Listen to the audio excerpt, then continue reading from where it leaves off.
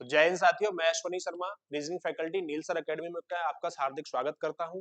आज हम बात करेंगे यूपी पुलिस के फर्स्ट शिफ्ट के एग्जाम की जो आज ही हुआ है और इसमें रीजनिंग वाले पोर्शन पर चर्चा कर लेते हैं।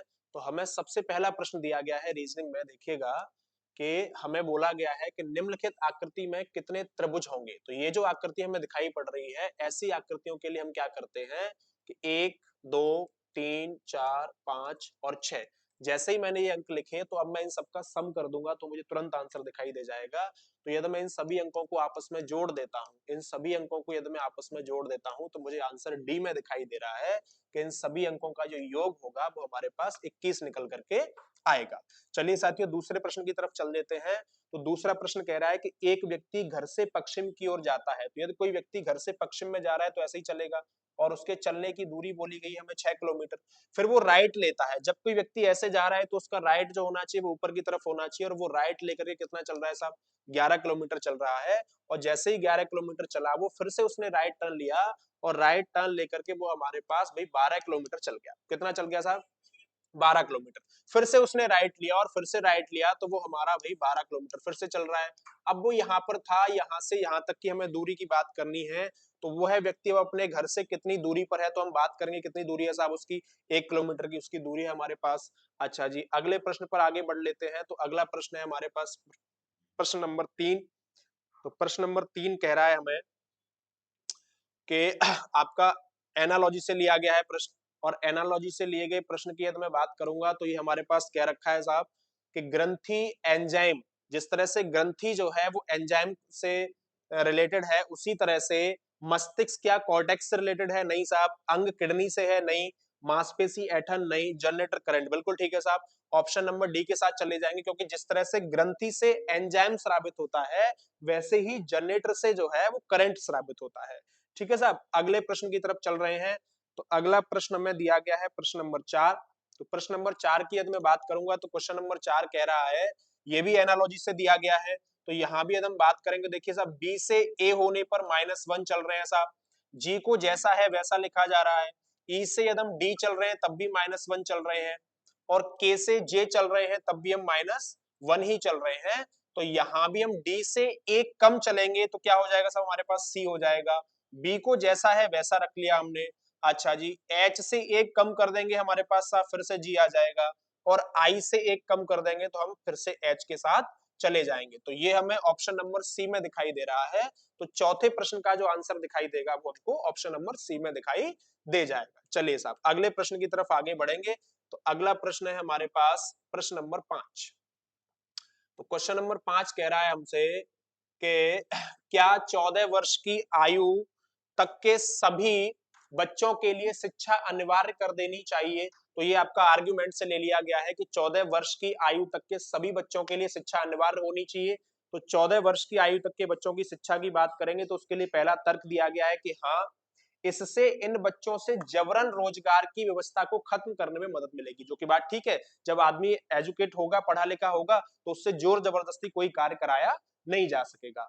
अगले में कह रहा है वो कि हाँ, यह संपूर्ण जनसंख्या को शिक्षित बनाने का एक प्रभावशाली तरीका है। ऐसी हम बात करेंगे आगे इसमें। तो आगे कह रहा है कि नहीं, हमारे पास पूरी आबादी को शिक्षित करने के लिए पर्याप्त बुनियादी ढांचा नहीं है। और आगे कह रहा है कि हाँ, इससे जीवन स्तर में वृद्धि आएगी। तो यहाँ पर हम बात करेंगे केवल पहले और दूसरे पर, तो इसीलिए हमारे पास एक ऑप्शन दिया गया होगा इसमें 1 और 2, तो वो हमें दिखाई दे रहा है ऑप्शन नंबर बी में। चलिए साथियों, आगे बढ़ते हैं। तो अगला प्रश्न है हमारे पास प्रश्न संख्या 5 के बाद में आगे बढ़ेंगे हम। तो 5 के बाद जो है यदि हम आगे बढ़ेंगे यहाँ, तो हमें प्रश्न संख्या आगे 6 दी गई होगी, तो जो कि आपको इस तरफ दी गई है, ये रहा। तो यहाँ पे भी ये हमारा एक प्रश्न दे दिया गया है पूर्व धारणा से संबंधित, अजम्पशन से संबंधित। तो यहाँ कह रहा है कि कथन एक अस्पताल के संगरोधक वार्ड नंबर 4 के बाहर लिखा गया कि केवल एबीसी रोग के लिए लागू प्रवेश ना करें, एबीसी रोग से संक्रमित होने के जोखिम से बचें। तो जब भी हमें ऐसा प्रश्न दिखाई पड़ रहा है जिसमें एक चेतावनी दी जा रही है कि एक बाढ़ के आगे लिख दिया गया है कि इसमें प्रवेश ना करें, क्यों? क्योंकि ये बाढ़ जो है वो एबीसी रोग के संक्रमित व्यक्तियों के लिए है और यदि आप इसमें प्रवेश करते हैं तो संक्रमित होने का खतरा है, तो इसीलिए दे रखा है जोखिम से बचें। तो पहली पूर्व धारणा है कि रोग एबीसी संक्रामक है, ऐसा उसने बिल्कुल सोचा होगा भाई, पहली बात बिल्कुल ठीक है। दूसरे में कह रहा है कि वार्ड नंबर 4 के सभी मरीज एबीसी रोग से पीड़ित हैं, तो ये बात भी उसकी सही है, क्योंकि जब वार्ड नंबर 4 के बाहर ही ऐसा नोटिस लगाया गया कि इसमें प्रवेश ना करें क्योंकि ये संक्रामक रोग के जोखिम होने से बचें, तो इसीलिए दोनों ही पूर्व धारणा जो है उसकी ठीक है। तो हम ऑप्शन नंबर बी के साथ चले जाएंगे।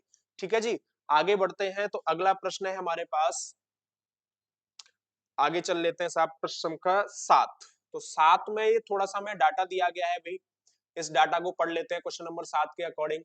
तो देखिएगा कि यहाँ प्रश्न संख्या 7 में हमें आंकड़े दिए गए हैं कुछ। 7 से 11 वाले जो प्रश्न है वो डिसीजन मेकिंग वाले हैं, जिनमें हमें डिसीजन लेना होगा। अब इनके डिसीजन को पढ़ लेते हैं थोड़ा थोड़ा सा। कि पहले में कह रहा है वो कि ध्यान पूर्वक अध्ययन कीजिए और नीचे दिए गए प्रश्नों का उत्तर दीजिए कि किसी प्रतिष्ठित कंपनी में पद के लिए निम्नलिखित अर्हताएं हैं। अभ्यर्थी को कम से कम 60% अंकों के साथ इंजीनियरिंग स्नातक होना चाहिए, पहली बात है साहब। दूसरे में कह रहा है कि 1 मई 2006 को कम से कम 21 वर्ष और अधिकतम 25 वर्ष का होना चाहिए, ऐसा भी बोला गया है कि ये कंडीशन भी उसको मान्य करनी है। तीसरे में दे रहा है कि कम से कम 55% अंकों के साथ चयन परीक्षा उत्तीर्ण होनी चाहिए उसकी, ठीक है साहब। आगे दे रहा है कि कम से 50,000 की जमानत राशि भुगतान करने को तैयार रहे, जो प्रशिक्षण के उपरांत वापस कर दी जाएगी। यानी व्यक्ति को, अभ्यर्थी को ये चारों शर्तें उसकी फॉलो करनी है, तो साहब उसका चयन हो जाएगा। और इन चारों के अलावा यदि कोई और बात है तो हम उस पर अभी विचार कर लेंगे। तो आगे दे रहा है वो इसमें कि साहब विद्यार्थी जो है, सॉरी, अभ्यर्थी सभी शर्तों को फॉलो करे सिवाय दो के। ये दो शर्त ऐसी दी है उसने जिनको वो मान रहा नहीं है, जिनको वो नहीं मान रहा था। अब कौन कौन से नहीं मान रहा? पहली तो वो नहीं मान रहा है कि उसने भाई ए वाले में अंतिम प्रथम परंतु अंतिम सेमेस्टर की परीक्षा दे चुका है और प्रथम 7 सेमेस्टर में औसतन न्यूनतम 65% अंक प्राप्त कर चुका है। उसका मामला कंपनी के प्रेसिडेंट को विचार के लिए भेजा जा सकता है, ठीक है साहब। और कौन सी शर्त में डिफरेंस है उसकी में? अगली में है कि उपरोक्त डी, यानी जो डी वाला था कि वो 50,000 की राशि भुगतान करने को तैयार रहे, तो उसके लिए कह रहा है कि वो परंतु 50 नहीं दे सकता, लेकिन कम से कम 25,000 की राशि वो भुगतान करने को तैयार है और उसने इंजीनियरिंग डिग्री में 70% अंक प्राप्त किए हैं। तो हम मामला दे देंगे किसको साहब? महाप्रबंधक को विचार के लिए मामला उसका भेज देंगे। अब चलिए साहब प्रश्नों पर चल लेते हैं। तो प्रश्न है हमारे पास क्वेश्चन नंबर 7 से 11 तक के ये प्रश्न, ये इसका इंग्लिश में अनुवाद दे दिया है, इंग्लिश ट्रांसलेशन। तो आगे बढ़ लेते हैं साहब प्रश्नों पर। तो पहला प्रश्न दे दिया है हमें, जिसमें कह रहा है कि माही 68 अंकों के साथ 2003 में उत्तीर्ण एक आईटी इंजीनियर है। यानी पहली शर्त जो है वो उसकी ठीक है कि आईटी इंजीनियर होना चाहिए साहब, और 60% अंकों के साथ होना चाहिए। तो अगले ने कितने प्राप्त किए हैं? 68, यानी 68। आगे कह रहा है इंजीनियरिंग की डिग्री हासिल करने के बाद उसने फाइनेंस में विशेषज्ञता के साथ एमबीए किया है। चलिए, और भी अच्छी बात है। उसने 60% अंकों के साथ चयन परीक्षा उत्तीर्ण की है, ठीक है साहब। वह 50,000 की जमानत राशि का भुगतान कर सकती है, सब पैसा भी देने को तैयार है। और चयन परीक्षा में कितने अंक चाहिए थे? चयन परीक्षा में ऊपर हमें कंडीशन में कितने अंक दिए गए थे? तो चयन परीक्षा के लिए हमें कंडीशन में दिए गए थे कितने साहब? 55% अंक। और वो कितना हासिल कर चुकी है? उसने साहब 60% हासिल किए हैं। मतलब कि वो चयन के योग्य है और 50,000 की राशि देने को भी तैयार है। अब हम चेक कर लेते हैं कि वो आयु सीमा कैसी है उसकी। तो 15 सितंबर 1982 उसकी जन्म तिथि है, 15 सितंबर 1982। और जन्म तिथि का जो क्राइटेरिया है वो हमें ऊपर शर्तों में दिया गया है कि 1 मई 2006 को कम से कम 21 वर्ष और अधिकतम 25 वर्ष की होनी चाहिए। तो ध्यान दीजिए कि यदि वो कम से कम 21 वर्ष की होगी 2006 तक और अधिक से अधिक होनी चाहिए 25 वर्ष की, तो 15 सितंबर 1982 और 2006 तक की बात चल रही है। कितने तक की बात चल रही है साहब? 2006 तक की। तो यदि मैं बात करूं आपसे कि साहब 25 वर्ष की अधिकतम और कम से कम 21 वर्ष की, तो 1982 से आप आकलन कर लेंगे, तो वो कुल मिला के सभी शर्तों को फॉलो कर रही है। तो हम कहेंगे कि साहब इसका चयन हो जाना चाहिए। अगले प्रश्न की तरफ आगे बढ़ेंगे। तो अगला प्रश्न हमें दे रखा है, देखिएगा प्रश्न संख्या 8। तो प्रश्न नंबर 8 में कह रहा है कि दीप्तेश इंजीनियरिंग डिग्री परीक्षा के आखिरी सेमेस्टर में शामिल हुआ है और कम से कम 80% अंक हासिल करने की उम्मीद कर रहा है। ठीक है, अभी शामिल हुआ है और पास नहीं हुआ है, उम्मीद ही कर रहा है केवल। पहले 7 सेमेस्टर तक उसका कुल स्कोर 75% रहा। ठीक है साहब, अभी वह 21 साल की उम्र पूरी कर चुका है, तो ठीक है, कम से कम 21 साल का होना चाहिए था और अधिक से अधिक 25 का। चलो 21 का तो है। आगे कह रहा है कि उसने चयन परीक्षा में 66% हासिल किए। ठीक है साहब, क्राइटेरिया में आ रहा है। और कह रहा है कि 50% की राशि का भुगतान करने के लिए भी वो तैयार है। तो 50% की राशि का भुगतान भी कर सकता है, लेकिन एक शर्त पूरी नहीं कर रहा है। वो कौन सी? पहली शर्त थी कि भाई व्यक्ति जो है वो इंजीनियरिंग स्नातक होना चाहिए, कितने परसेंट अंकों के साथ? तो वो हमें दिए गए थे 60% अंकों के साथ। लेकिन वो कह रहा है कि अभी आखिरी सेमेस्टर की परीक्षा चल रही है, अभी वो उसमें शामिल हुआ नहीं है और उससे पहले, और उम्मीद कर रहा है कि मेरे कम से कम कितने परसेंट आ जाएंगे साहब? 80% आ जाएंगे। तो जब इस शर्त को वो नहीं मानता था, तो मामला किसको भेज रहे थे हम? ध्यान करिए, वो ऊपर 2 शर्त दी गई थी आपको। तो ऊपर जो शर्त दी गई है कि सिवाय इन दोनों के वो सारी शर्तों को मान रहा है, तो वो शर्त थी हमारे पास ये शर्त थी कि वो अंतिम, तो मामला किसको भेजा जाना चाहिए साहब? मामला कंपनी के प्रेसिडेंट को भेजा जाना चाहिए। तो हम मामला यहाँ भेज देंगे किसको साहब? कंपनी प्रेसिडेंट को हम मामले को यहाँ पर भेज देंगे। तो कंपनी प्रेसिडेंट को यदि मामला हम भेजेंगे, तो जो कि हमें ऑप्शन नंबर कितने में दिया हुआ है? पहले ही ऑप्शन में हमें दे दिया गया है। चलिए साहब, अगले प्रश्न पर आगे बढ़ जाते हैं। प्रश्न संख्या 9। तो क्वेश्चन नंबर 9 की हम बात करेंगे, तो उसमें कह रहा है कि श्रेया ने जून 2005 में 79% अंकों के साथ केमिकल इंजीनियरिंग की डिग्री पास की है। वह चयन परीक्षा में शामिल हुई। ठीक है साहब, मतलब उसने 2005 में परीक्षा पास कर ली, इंजीनियरिंग स्नातक। तो पहली शर्त के लिए वो एलिजिबल है। आगे कह रहा है चयन परीक्षा में शामिल हुई जिससे उसने 70% अंकों के साथ पास किया। चलो साहब, दूसरी शर्त के लिए भी एलिजिबल है। उसकी जन्म तिथि 28 जून 1983 है। ठीक है, 1983 है, तो अधिक से अधिक 25 वर्ष से कम है, और 21 मतलब फॉलो कर रही है उस बात को, तीसरी शर्त को भी। आयु का जो है उसको फॉलो कर रही है वो। तथा वह 50,000 रुपए की राशि देने की स्थिति में नहीं है, लेकिन जमा के रूप में 30,000 दे सकती है। तो अब आपको ऊपर ध्यान होगा, 2 शर्त बताई गई थी जिनमें बोला गया था कि 2 को फॉलो कर रहा है, इन दोनों के अलावा वो फॉलो कर रहा है। तो 25,000 रुपए बोला गया था शर्त में, लेकिन फिर भी वो कितना देने को तैयार है? 50,000, 30,000 देने को तैयार है। तो उसमें हमें बोला गया था कि महाप्रबंधक को मामले को भेज देना चाहिए। तो हम कहेंगे साहब इस पर विचार करेंगे, कौन से प्रबंधक? महाप्रबंधक इस पर विचार अपना करेंगे, और जो भी उनका डिसीजन होगा वो सर्वमान्य रखा जाएगा। चलिए साहब, अगले प्रश्न की तरफ आगे बढ़ जाते हैं। प्रश्न संख्या 10 कि श्याम मैकेनिकल इंजीनियरिंग की अंतिम सेमेस्टर परीक्षा में शामिल हुआ है और परिणाम की प्रतीक्षा है। मतलब अभी उसने इंजीनियरिंग यानी स्नातक वाली जो परीक्षा है उसको पास नहीं किया है, अभी रिजल्ट आने को है, प्रतीक्षा है। उसने पहले 7 सेमेस्टर में से प्रत्येक में प्रथम श्रेणी हासिल की है, मतलब जो भी सेमेस्टर हुए उनमें अच्छा स्थान प्राप्त किया है उसने। तथा हाल ही में 22 साल का हो रहा है, एक शर्त पूरी कर रहा है वो, और 50,000 रुपए की मांगी गई राशि का भुगतान करने में उसे कोई समस्या नहीं है। उसने चयन परीक्षा 58% अंकों के साथ पास कर ली है। ठीक है साहब, लेकिन सभी शर्तें फॉलो कर रहा है, लेकिन वह 60% अंकों के साथ इंजीनियरिंग स्नातक नहीं है, अभी उसका रिजल्ट साहब नहीं आया है। तो जब ये शर्त होती है तो उसमें बोला गया था कि मामला हम किनके ऊपर छोड़ देंगे? कंपनी प्रेसिडेंट जो होंगे उनके ऊपर मामले को छोड़ दिया जाएगा, जो कि हमें ऊपर बोला गया था। चलिए जी, आगे बढ़ जाते हैं प्रश्न संख्या 11 पर। तो 11 में कह रहा है कि निलय निलय एक इलेक्ट्रिकल इंजीनियर है। ठीक है साहब, इंजीनियर है, जिसने 2003 में 21 साल की उम्र में अपनी डिग्री परीक्षा उत्तीर्ण की है। मतलब ठीक है, और उसने डिग्री परीक्षा में 76% अंक हासिल किए हैं। मतलब देखिए, 2 शर्तें पूरी कर रहा है। एक तो इंजीनियरिंग स्नातक है, 60% की जगह कितना है साहब? 76%, मतलब एलिजिबल है। कम से कम 21 वर्ष का होना चाहिए, अधिक से अधिक 25, तो चलो 21 का है, दूसरी शर्त भी मान्य है उसकी।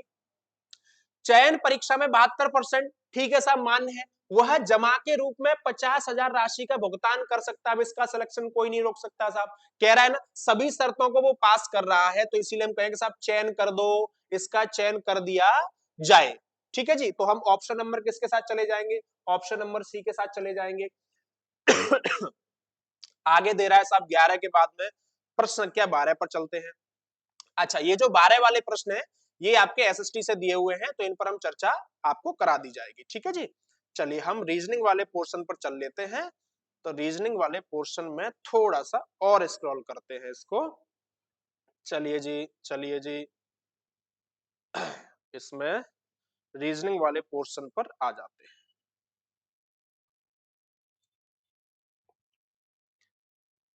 हम्म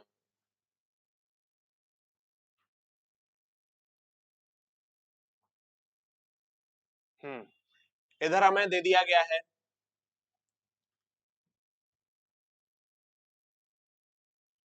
चलिए यहां से है, ये हम कर लेते हैं इनको, आ जाए साहब, ये आ गया। अब यहाँ से फिर से आपका रीजनिंग का भाग स्टार्ट हो रहा है, क्योंकि रीजनिंग को जो है कभी पहले भी दे दिया गया, कुछ मैथ के साथ क्वेश्चन डाल दिए, कुछ प्रश्न उसके हिंदी के बाद में डाल दिए, और कुछ सबसे लास्ट में भी डाल दिए गए हैं, तो पेपर के अंत में भी जो है उन पर भी हम चर्चा कर लेंगे। तो चलिए साहब प्रश्न संख्या 26 की तरफ चल लेते हैं। तो 26 में कह रहा है कि एक निश्चित कूट भाषा में रोमन ROMAN रोमैन को IFDAE के रूप में लिखा जाता है, उसी कूट भाषा में वाटर को लिखना है, सब पानी को लिखना है आपको। तो देखिएगा पानी की यदि हम बात करेंगे तो उस पर आने से पहले सबसे पहले हम रोमन को लिख लेते हैं। तो ROMAN लिखा गया है, और इसको हम कह रहे हैं कि IFDAE। तो आपके दिमाग में ऐसा चल रहा है कि साहब आई और आर अपोजिट होते हैं, तो अपोजिट ले लिया गया है, तो जो जो की बात गलत है, क्योंकि जब आई और आर नहीं है, आई और आर एक में ही है केवल, तो ओ और एफ नहीं है साहब, एम और डी नहीं है, ए और ए नहीं है, एन और ई नहीं है, तो क्यों ना हम इनकी एक नंबरिंग कर लेते हैं, नंबरिंग कर लेते तो ज्यादा ठीक रहेगा। आर की बात करेंगे साहब 18 पर हो गया, ओ की बात करेंगे तो साहब 15 पर हो गया, एम आपका 13 पर हो गया, और एक तो एक रहना ही है, और एन भी आपका 14 पर हो गया। अच्छा जी, इसकी नंबरिंग कर लेते हैं, तो आई आपका 9 हो गया, एफ आपका 6 हो गया, डी आपका 4 हो गया, और ए एक रहना ही है, और ई आपका 5 हो गया। देखिएगा बहुत अच्छा लॉजिक दिया गया है इसमें, 18 के 18 जो होता है उसके 8 और 1 को जोड़ देने पर 9 आ जाता है। कितना आ जाता है साहब, 9 आ जाता है। 5 और 1 को जोड़ने पर 6 हो जाता है, 3 और 1 को जोड़ने पर डी 4 हो जाता है, एक को तो एक रहना ही है साहब, 4 और 1 को जोड़ने पर ई 5 हो जाता है। तो उसी प्रकार से हम वाटर को कर लेंगे साहब। तो वाटर की यदि मैं बात करूंगा, तो वाटर में देखिएगा कुछ इस तरह से लिखना है हमें, डब्ल्यू का आपका 23 होता है, एक को एक रहने ही देते हैं, टी का आपका 20 होता ही है, ई का आपका 5 होता ही है, आर की यदि हम बात करेंगे तो आर का आपका 18 होता ही है साहब। तो 2 और 3 कर लेंगे तो 5 हो जाएगा, 5 पर आता है आपका ई, और ए तो एक रहना ही है साहब, और दो दो का मतलब फिर से बी हो गया, और ई का मतलब फिर से ई हो गया, और 8 और 1 9 का मतलब आई हो गया। तो जिस भी ऑप्शन में हमें ऐसा दिखाई दे रहा हो कि EABEI, तो जो कि हमें देखो दिखाई दे रहा है क्या कि EABEI, ऑप्शन नंबर सी में हमें बहुत अच्छे से दिखाई दे रहा है। तो यहाँ यदि हम बात कर लेंगे तो ये हमारे पास हो जाएगा ऑप्शन नंबर सी। तो 26 नंबर प्रश्न की बात करेंगे तो उसके लिए ऑप्शन लगाएंगे कौन सा, हम सी वाला ऑप्शन लगाएंगे। ठीक है साहब, चलिए क्वेश्चन नंबर 27 पर चल लेते हैं। तो प्रश्न संख्या 27 कह रही है कि एक व्यक्ति घर से पूरब की ओर 10 किलोमीटर चलता है, भैया उसको घर से पूरब दिशा में चला दो, 10 किलोमीटर चल गया जी, और राइट मुड़ता है और 5 किलोमीटर चलता है। ऐसे कोई व्यक्ति जा रहा है, राइट चला गया साहब, 5 किलोमीटर चल लिया, ठीक है साहब 5 किलोमीटर चल गया, 5 किलोमीटर चलता है, फिर से राइट मुड़ा, ऐसे चलने के बाद भी फिर से उसने राइट टर्न ले लिया, तो 5 चल गया, कितना चल गया साहब, 5 चल गया। राइट मुड़ता है और 11 चलता है, अच्छा पहले 11 चला है तो 11 चला दिया उसको, और 11 चलने के बाद फिर से उसका टर्न राइट हो गया, तो ऊपर की तरफ चला गया, और कितना चला गया, 5, और जैसे ही 5 चला गया तो हमें कह रहा है कि फिर से राइट मुड़ गया, फिर से लेफ्ट मुड़ गया, तो इधर चल गया, 1 किलोमीटर चल गया, भाई एक ये हो गया, एक ये बचा, 2 किलोमीटर बचा हमारे पास। तो हम ऑप्शन नंबर बी के साथ चले जाएंगे जिसमें हमें 2 किलोमीटर दे ही रखा है। ठीक है जी, तो इस प्रश्न का आंसर हो जाएगा हमारे पास ऑप्शन संख्या बी। चलिए जी, 27 के बाद में बच्चों आगे बढ़ते हैं, तो प्रश्न संख्या 28 दी गई है। 28 में देखिएगा इनमें हमें ऑड छांटना है, तो ऑड की बात कर लेंगे तो यहाँ पे देखिए बोर्ड दे रखा है, स्टर्न दे रखा है, डेक दे रखा है और क्यूबे दे रखा है। तो इनके हम इंग्लिश मीनिंग को छांट लेंगे और जो भी अलग आएगा वही हमारा आंसर कहलाएगा। ठीक है साहब, आगे बढ़ जाते हैं। तो आगे हमें दे रखा है 28 के बाद में 29 पर आ जाते हैं। तो 29 संख्या भी जो आपका जो है एंडिंग ऑर्डर की तरफ चल रही है, मतलब लेस हो रहा है, कम हो रहा है। 1000 से हो गया साहब, इधर 1000 से जो है कम हो रहा है साहब। तो यहाँ पे देख लेंगे साहब माइनस में चल रही है चीजें, और मैंने आपको बताया हुआ है कि जब भी सीरीज माइनस की तरफ चलती है तो उसमें या तो डिवाइड होता है या फिर इनटू का काम, उसका डिवाइड का या फिर माइनस का काम करना होता है ना। चलिए साहब, तो 29 के बाद यदि हम आगे बढ़ जाते हैं, 29 के बाद चलिए जी आगे बढ़ रहे हैं, तो 29 के बाद आगे हम प्रश्न संख्या 30 पर। और प्रश्न संख्या 30 जो है वो हमें यहाँ पे दिखाई पड़ रही है कि प्रश्न संख्या 30 कि एक घड़ी, ये प्रश्न कल भी पूछा गया था सेम, बस इसमें टाइम थोड़ा सा अलग दे दिया गया था। कल के पेपर दोनों शिफ्टों में पूछा गया था और टाइम का थोड़ा सा अंतर था इसमें। तो देखिएगा कि एक घड़ी दोपहर के समय शुरू की जाती है, 5:20 पर घंटे की सुई घूम चुकी होती है, मतलब घंटे की सुई की कैलकुलेशन बतानी है हमें। तो एक बात बताइए, दोपहर का मतलब हो गया कि 12 बजे शुरू होना, कितने बजे शुरू होना साहब, 12 बजे, और 12 बजे से 5 बजे तक की बात कर लेंगे तो कितने घंटे हो जाएंगे, 5 घंटे। और एक घड़ी जो है वो एक घंटे में, घंटे वाली सुई 30 डिग्री का एंगल क्रिएट करना पड़ता है उसको।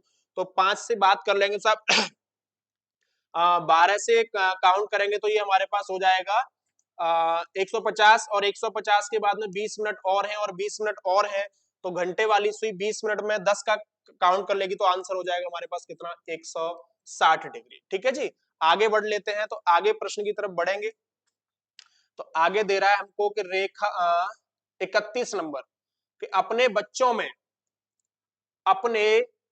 बच्चों में गंगा के पसंदीदा राम और रेखा है। एक गंगा नाम का कोई व्यक्ति है, महिला भी हो पुरुष भी हो कोई समस्या नहीं है, उसके बच्चों में पसंदीदा है राम और रेखा। राम और रेखा को वो ज्यादा पसंद करता है भाई, राम और रेखा से उसका ज्यादा लगाव है। रेखा शरद की माँ है, रेखा जो है वो किनकी माँ है, शरद की माँ है। रेखा जो है वो किसकी माँ है साहब, शरद की माँ है, जिन्हें उनके मामा मिथुन सबसे ज्यादा प्रेम करते हैं। तो रेखा के जो भाई होंगे वही मिथुन कहलाएंगे, तभी वो अब हमारे भाई शरद के मामा होंगे। तो जिन्हें उनके मामा मिथुन ज्यादा प्रेम करते हैं भाई, ज्यादा प्यार करते हैं। परिवार के मुखिया रामलाल है, जिनके उत्तराधिकारी उनके बेटे गोपाल और मोहन हैं। और गोपाल और गंगा की शादी, यानी गोपाल और गंगा की जो शादी है, थोड़ा सा घुमा दिया गया है प्रश्न को गोपाल और गंगा की शादी है। इनका एक और बेटा है मोहन, किनका साहब, रामलाल का। और रामलाल जो है वो परिवार में सबसे बड़े होंगे, रामलाल परिवार में सबसे बड़े हैं। गोपाल और गंगा की शादी को 35 साल हो गए हैं और उनके 3 बच्चे हैं। तो उनके 3 बच्चे कौन कौन से हो गए, एक तो राम और रेखा, और एक हो गए आपके कौन, मिथुन। तो गोपाल और गंगा के 3 बच्चे हो गए, राम, रेखा और मिथुन। तथा मिथुन और रेखा जो है वो दोनों भाई बहन है, जिनमें से एक रेखा नाम की जो है उसका एक बेटा है कौन सा साहब, शरद। उनका एक बेटा है शरद, और शरद जो बेटा है, तो आगे कह रहा है हमें कि मिथुन और मोहन के बीच क्या संबंध है। तो हमें बताना है कि how is Mithun related to Mohan. तो मिथुन जो है वो मोहन का कौन लगता है साहब। तो मिथुन की यदि हम बात करेंगे तो वो मोहन के कौन लग रहे हैं, हमें दिखाई देना चाहिए कि मिथुन जो है वो मोहन के कौन लग रहे हैं, कि मिथुन जो है वो मोहन से, तो मिथुन इधर है हमारे पास और मोहन जो है वो इधर है। तो मोहन, ये दोनों हो गए साहब भाई, तो इनका जो है भतीजा लगा, कौन लगा साहब, मिथुन मोहन का। मिथुन जो है वो मोहन के भतीजे लगे। आगे बात कर लेते हैं, तो अगले प्रश्न पर आगे बढ़ जाते हैं जी। तो हम चले जाएंगे ऑप्शन नंबर ए, यानी भतीजे के साथ काम कर लेंगे जी। आगे प्रश्नों पर चल लेते हैं। तो आगे प्रश्न कह रहा है हमारे पास प्रश्न संख्या 32। तो प्रश्न संख्या 32 पर आ जाते हैं, जिसमें देखिए दे रखा है हमें सोवेरियन शब्द के पहले तीसरे, सोवेनियर शब्द के पहले तीसरे पांचवे और आठवें। तो देखिएगा हमने साहब एस उठाया पहला, ठीक है, फिर हम उठाते हैं पहले और तीसरे, तो हमने यू उठा लिया, ठीक है जी। उसके बाद हम चल लेते हैं 1 2 3 4 5, 5 पर, यानी कि हमने साहब ई उठा लिया, ठीक है। ई के बाद हम चल लेते हैं 8 वाले पर, तो 1 2 3 हमने साहब आर उठा लिया। अच्छा जी, उपयोग करके एक सार्थक अंग्रेजी शब्द बनाना है। प्रत्येक अक्षर का केवल एक बार ही प्रयोग करना है हमको। तो ऐसे कितने शब्द बनाए जा सकते हैं, तो उन पर हम चर्चा करेंगे। तो देखिएगा, सबसे पहले हम बात कर लेंगे कि एक आपका RUSE रस बन जाएगा। दूसरे की बात करेंगे तो एक आपका श्योर बन जाएगा। तो इसी प्रकार से हम बात करेंगे तो कितने शब्द बनाए जा सकते हैं। यहाँ से हम दो शब्दों पर बात करें, सब कितने शब्द बन जाएंगे, दो शब्द यहाँ से बनाए जा सकते। एक आपका रस बना दिया था और एक आपका श्योर बना दिया था। ठीक है जी, चलिए साहब आगे चल लेते हैं। तो ये आपका जो है बोर्ड मास से दिया गया है। तो ये बोर्ड मास वाले नियम से हम इसको सॉल्व कर लेंगे। तो बोर्ड मास वाले नियम से हम सॉल्व करेंगे साहब।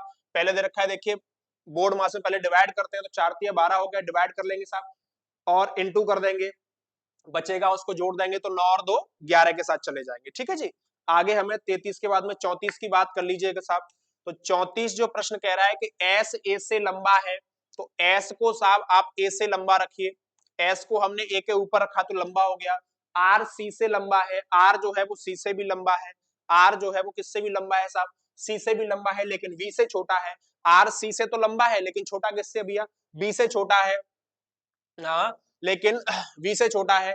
एस सी से छोटा है, एस जो है वो किससे छोटा है भैया, सी से छोटा है। तो ये क्रम कुछ इस प्रकार से बन जाएगा। तो प्रश्न कह रहा है कि उनमें सबसे बड़ा कौन है, तो हम ऑप्शन नंबर ए के साथ बड़े आराम से चले जाएंगे। ठीक है जी, आगे चल लेते हैं हम, आगे चल लेते हैं। तो 35 के बाद में हम चलते हैं साहब 34 के बाद में आ जाते हैं 35 नंबर प्रश्नों पर। और 35 नंबर प्रश्न में हमें दे रखा है एक वेन आरेख दिया गया है, जिसमें आपका रेक्टेंगल जो है वो विवाहित लोगों को दिखा रहा है, गोला जो है वो संयुक्त परिवार में रहने वालों को दिखाता है, और ट्रायंगल जो है वो स्कूली शिक्षकों को दिखाता है, जो स्कूल में शिक्षक हैं उनकी संख्या को दिखाता है कौन, ट्रायंगल। अब हमें प्रश्न पूछ रहा है कि कौन से अक्षर से उन लोगों को दर्शाया जाता है जो संयुक्त परिवार में रहते हैं, है ना, कंबाइंड फैमिली में रहते हैं, लेकिन न तो विवाहित है और ना ही शिक्षक है, न तो वो न तो उनकी शादी हुई है साहब और ना ही वो टीचर है, शिक्षक है। तो एक बात बताइए, ये जो टी है, तो टी अकेला गोले में है, और गोले वाले जो व्यक्ति हैं वो संयुक्त परिवार के हैं,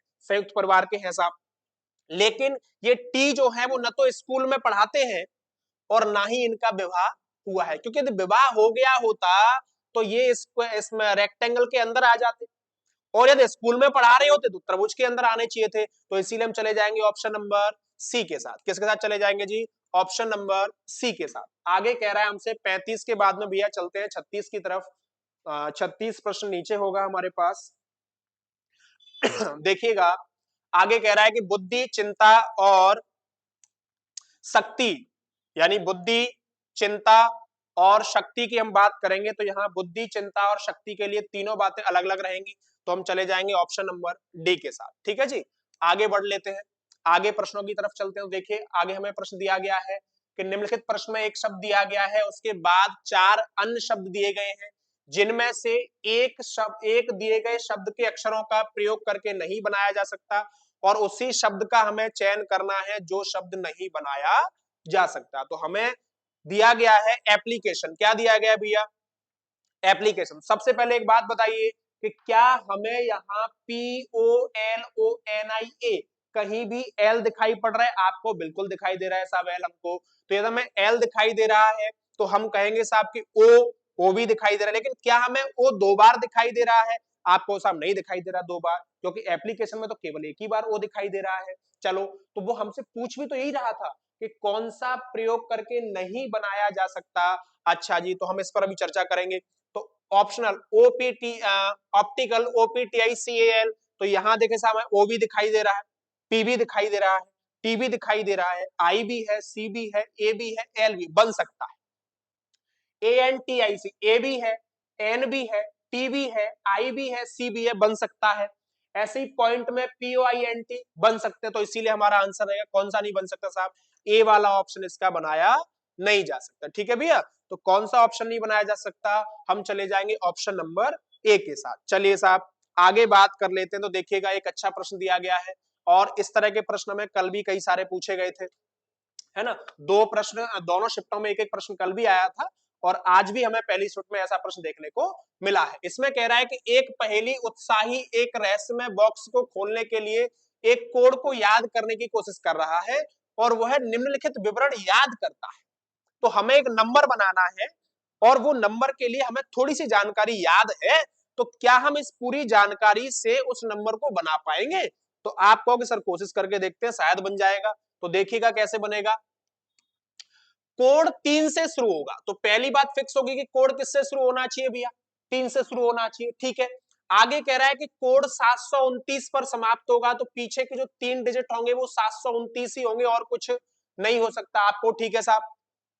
आगे कह रहा है कि दूसरा अंक पहले अंक का दोगुना होगा, तो यहां दूसरे नंबर पे पहले का दोगुना करेंगे तो 3 दूनी 6 ही होना चाहिए भैया, ठीक है। तीसरा अंक दूसरे अंक का आधा होगा, तो भाई तीसरा अंक हम 6 का आधा करेंगे तभी हमको दिखाई देगा। तो हमारे पास जो कोड निकल के आया तो वो आया आपका 363729।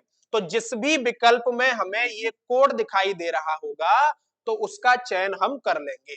तो ये हम चयन कर लेंगे साहब उसका। तो हम ऑप्शन के साथ चले जाते हैं, तो ऑप्शन के साथ चले जाएंगे तो भैया हमको दिखाई दे रहा था कि साहब शुरू 3 से होगा, और शुरू जब 3 से होगा तो देखिए हमने 3 ले लिया, खत्म 729 पर होना चाहिए, उसको खत्म 729 पर होगा।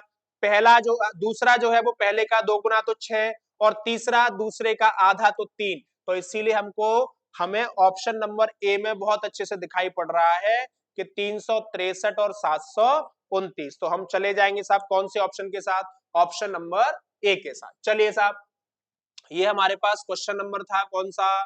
प्रश्न संख्या देख लेते हैं इसकी, 39। तो अब आ जाइए साहब इधर 40। अब देखिए साहब 40 की बात कर लेते हैं। 40 में हमें स्टेटमेंट दिए गए हैं दो। स्टेटमेंट की बात करेंगे तो वो कह रहा है हमारे पास कि रविन्द्रनाथ टैगोर ने अनेक कविताएं लिखी हैं, और जब रविन्द्रनाथ टैगोर ने अनेक कविताएं लिखी हैं, और फिर उसके बाद अगला भी कथन है कि प्रत्येक कवि के पास सौंदर्यात्मक ज्ञान होता है। तीसरा हमारे पास स्टेटमेंट है कि सौंदर्य शास्त्र मूल्याश्रित अध्ययन का एक भाग है। अब हमारे पास दो निष्कर्ष हैं इसके। तो पहले में कह रहा है कि रविन्द्रनाथ टैगोर ने विभिन्न मूल्याश्रित अध्ययन किए हैं, बिल्कुल ठीक है साहब। जब बोला गया है कि सभी प्रत्येक कवि के पास सौंदर्यात्मक ज्ञान होता है, तो बिल्कुल ठीक बात है। आगे कह रहा है उन्होंने तर्क और नैतिकता के आधार का पालन किया है, तो हम कह सकते हैं साहब दोनों ही बातें कैसी हैं? ठीक है। तो हम ऑप्शन नंबर किसके साथ चले जाएंगे भैया? ऑप्शन नंबर बी के साथ चले जाएंगे। आगे कह रहा है हमसे, आगे 40 के बाद में भाई चलते हैं किसकी तरफ? 40 के बाद में भाई हम आ जाते हैं 41 41 की तरफ। इसमें आपको पेपर कटिंग की बात दी गई है। तो पेपर कटिंग में आप जानते हैं कि पेपर कटिंग को हम भाई कागज मोड़ना और काटना भी कहते हैं। तो कागज मोड़ने की बात करेंगे तो कागज जब मोड़ा जाएगा तो दो बिंदु दिए गए हैं, तो जो कि हमें ऑप्शन नंबर पहली आकृति जो है, जो हमें ऑप्शन नंबर सी की तरफ दिखाई पड़ रही है, तो हम उस पर चर्चा कर लेंगे। ठीक है भैया। आगे कह रहा है, आगे प्रश्न दिया गया हमको 42 कि ए जो है वो दे रहा है हमें कि ए बी का भाई है। ए जो है वो किसके भाई है साहब? बी के भाई है। तो ए को हमने बी का भाई बना दिया। और सी डी का पिता है। सी जो है वो किनके पिता है? डी के पिता है। अभी हमें मालूम नहीं सी और डी को कहां बिठाएं, लेकिन ई बी की माँ है। ई जो है वो बी की माँ है, तो ई जो है वो बी की माँ हो गई, और ए डी का भाई हो गया, और ए जो है वो डी का भाई हो गया, ठीक है। और आगे दे भी रहा था कि सी डी का पिता है, कि सी जो है वो डी के पिता है। तो ये दोनों जो है वो हस्बैंड वाइफ हो गए, और इन दोनों के ये 3 बच्चे हो गए। तो वो कह रहा है हमसे कि ई सी से किस प्रकार संबंधित है? तो ई जो है वो सी की पत्नी लग रही है, तो हमें ऑप्शन नंबर ए में दिखाई पड़ रहा है साहब। आगे दे रहा है हमको साहब अगला प्रश्न, 42 के बाद चलते हैं भैया 43 की तरफ। तो 43 में हम बात कर लेंगे 43 में। तो 43 में कह रहा है कि एक दर्पण छवि दी गई है। क्या, कौन सी छवि दी गई है साहब? Mirror image. और इमेज दो प्रकार की होती है, एक तो मिरर और एक वाटर, पानी वाली। तो यहाँ पे हमें दर्पण में देखना है, और दर्पण एक बात बहुत अच्छे से कहता है हमसे कि वो दर्पण जो है वो लेफ्ट की चीजों को राइट में दिखाता है और राइट की चीजों को लेफ्ट में दिखाता है। तो यहाँ देखो सबसे अच्छी बात रीजनिंग को ही दिखाया गया है। रीजनिंग नाम का जो वर्ड है उसको ही हमें मिरर में देखना है भैया। किस में देखना है? दर्पण में देखना है, मिरर में देखना है। तो आप जानते हैं कि जब लेफ्ट की चीजें राइट में जाएंगी और राइट की चीजें लेफ्ट में रहेंगी तो शब्द जो है वो पलटेंगे, और शब्द पलटेंगे तो यहाँ ध्यान दीजिएगा कि ये दो ऑप्शन इसीलिए गलत हो गए कि दोनों शुरू आर से हो रहे हैं। दोनों किससे शुरू हो रहे हैं? आर से, जबकि होने किससे चाहिए साहब? जी से। क्योंकि जब चीजें पलटेंगी तो लेफ्ट टू राइट चेंज होगा, तो जी कहाँ स्टार्ट करना पड़ेगा हमको पहले, और आर कहाँ स्टार्ट करना पड़ेगा हमको लास्ट में। चलिए, तो अब हमारे पास दो ऑप्शन बचते हैं, एक तो ऑप्शन नंबर ए और एक ऑप्शन नंबर जी डी। तो देखिएगा कि सबसे पहले हम जी को चेंज करें, जी चेंज हो रहा है साहब। एन को चेंज कर रहे हैं, एन हो रहा है, आई नॉन चेंज रहता ही है, ये वाला एन भी चेंज हो रहा है, ओ भी चेंज हो रहा है, लेकिन यहाँ एस चेंज नहीं हो रहा है। तो फिर कौन सा ऑप्शन बचता है हमारे पास? डी ही ऑप्शन बचता है। यहाँ देखिए एस भी चेंज हो रहा है, ए भी चेंज हो रहा है, ई भी है, आर भी है, तो हम चले जाएंगे कौन से ऑप्शन के साथ भाई? डी ऑप्शन के साथ हम आगे बढ़ जाएंगे। चलिए आगे प्रश्नों पर चलते हैं। तो 43 के बाद हम आ जाते हैं आपका 44 पर। तो 44 में हमें एक आकृति दी गई है एक्स नाम की, और उस एक्स नाम की आकृति में हमें बनाना है कि साहब मिलती जुलती आकृतियां इसमें कौन कौन सी छिपी हुई हैं। तो एक्स नाम की जो आकृति है उसमें देखो बहुत ध्यान से हमको दिखाई पड़ रही है कि यदि मैं इसकी बात करूंगा, ये वाली जो आकृति है, तो यहाँ देखिएगा ये जो इमेज दिखाई पड़ रही है हमको ऐसी वाली, ऐसी आपको कहाँ दिख रही होगी? देखो एक तो हमें ये भी दिखाई दे रही है जी, दे रही है क्या? उसके बाद हमें ये भी मिल रहा है, ये भी मिल रहा है भैया, बिल्कुल ठीक है।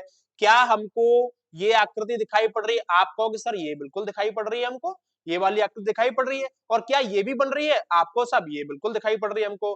तो ये हमें बिल्कुल दिखाई नहीं पड़ रही है, देखिए क्रॉस कर रही है यहाँ पे, ये लाइन जो है वो क्रॉस कर रही है। देखिए ये यदि ऐसे होती तो हम बात ठीक कर लेते कि साहब बन रहा होगा, तो इसीलिए यहाँ से हम बात कर रहे हैं कि इस पर नहीं चलेंगे, आगे बढ़ जाते हैं।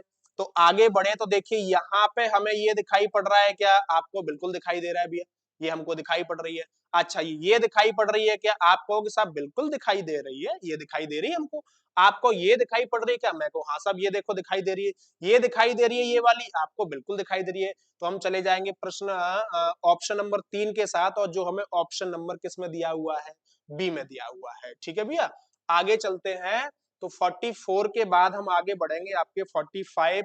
तो 45 जो है वो हमें इधर दिखाई पड़ जाएगा, 45 हमें आपको इधर दिखाई पड़ जाएगा। तो ये आपके मेंटल एप्टीट्यूड से दो प्रश्न दे दिए गए हैं। तो मेंटल एप्टीट्यूड की बात कर लेंगे।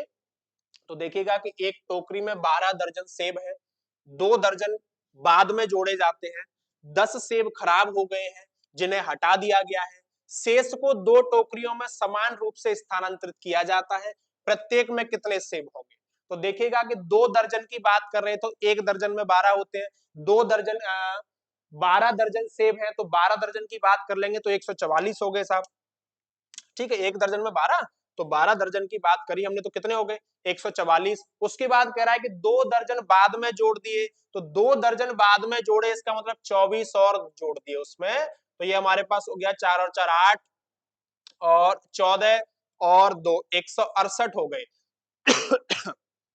कह रहा है 2 टोकरियों में समान रूप से स्थानांतरित किए जाते हैं और 10 सेब खराब हो गए हैं। तो 10 सेब यदि हम यहाँ से हटा देते हैं तो हमारे पास बचते हैं भैया कितने? 158 सेब बच जाते हैं, और 158 को 2 भागों में बांट देते हैं तो कितने हो जाते हैं? 79 हो जाते हैं। अगला प्रश्न आपका मैथ से दे दिया गया है, तो हम आगे बढ़ जाते हैं भैया। आगे बढ़ गए, आगे बढ़ गए हैं तो आगे देखो फिर से एक रीजनिंग का प्रश्न दे दिया गया है हमें। तो रीजनिंग के प्रश्नों पर बात कर लेते हैं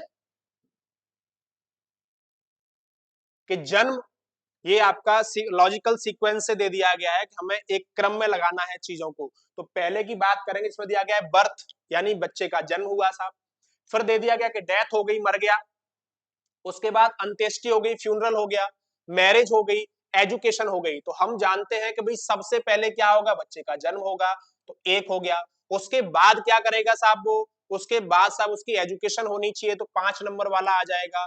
और एजुकेशन के बाद क्या होनी चाहिए? एजुकेशन के बाद नौकरी लग जाएगी तो फिर शादी भी होनी चाहिए भैया, और शादी भी हो जाएगी तो फिर मरने की भी नौबत आएगी। तो इसीलिए क्या भी होनी चाहिए साहब? डेथ भी होनी चाहिए। तो इसीलिए हम दूसरे पर चले जाएंगे, और जब डेथ हो जाएगी तो अंत्येष्टि भी होगी, और अंत्येष्टि भी होगी तो हम 3 नंबर पर चले जाएंगे। तो हमें 154 23 जहां भी दिखाई दे रहा होगा हम उस ऑप्शन के साथ बड़े आराम से चले जाएंगे। तो हमें 154 23 आपका ऑप्शन नंबर डी में दिखाई पड़ रहा है भैया। चलिए साहब आगे बढ़ जाते हैं। तो देखिएगा प्रश्न संख्या 48, इसमें हमें और छांटना है, और और छांटने की बात करेंगे। देखो यहां से हमें और छांटना है, तो देखिएगा क्लॉकवाइज वे में हम आगे बढ़ रहे हैं। तो यहाँ से देखिए ये क्लॉकवाइज चल रही है, और इसने जब क्लॉकवाइज चलना शुरू किया है तो यहाँ से क्लॉकवाइज चल के ये भाई इधर आ गई है और इधर आई।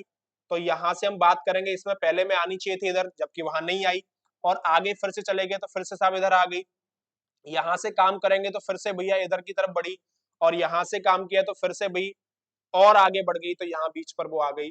तो इसीलिए 5 वाला जो प्रश्न है, 5 वाली जो आकृति है, वो हमें चारों विकल्पों में से कहीं भी दिखाई नहीं पड़ रही है। और जब 5 वाली आकृति हमें चारों में से कहीं दिखाई नहीं पड़ रही है, तो हम कह देंगे कि साहब क्लॉक वाइज हम इसको जैसे जैसे क्रम में क्लॉक वाइज आगे बढ़ाते हुए चले जाएंगे, तो हम बात कर लेंगे ऑप्शन नंबर बी के साथ। और ऑप्शन नंबर बी के साथ बात करेंगे तो बाकी सारे क्लॉकवाइज वे में घूमते हुए चले जा रहे हैं, लेकिन ऑप्शन नंबर एक इस दूसरी आकृति की बात कर रहे हैं, तो वो हमें एक तरह से एंटी क्लॉक घुमाते हुए एरो को लेकर के जा रही है।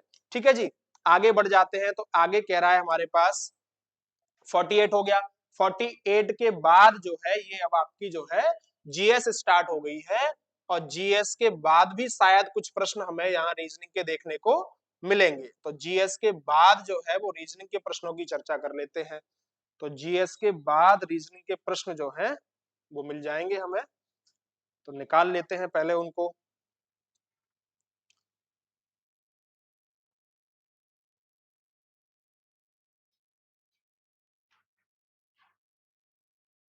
सबसे लास्ट में भी दिए गए होंगे कुछ प्रश्न।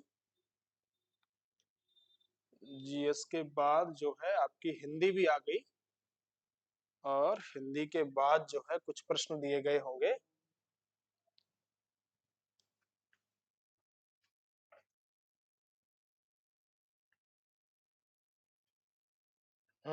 ये आपका मैथमेटिक्स आ गया, और मैथ के बाद जो है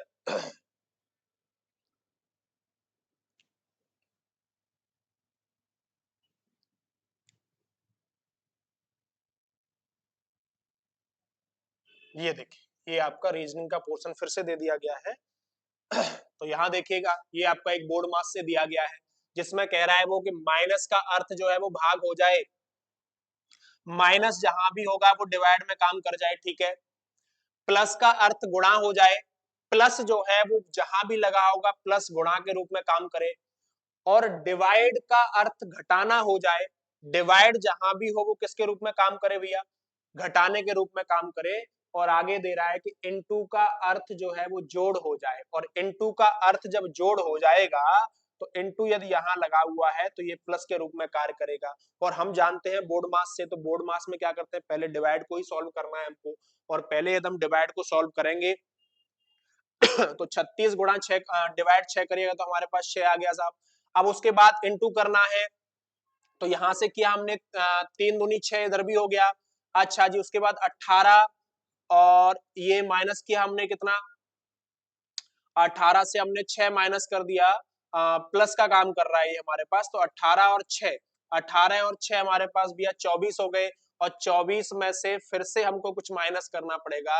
तो इसीलिए हम प्रश्न संख्या 144 में हम आंसर दे देंगे भैया।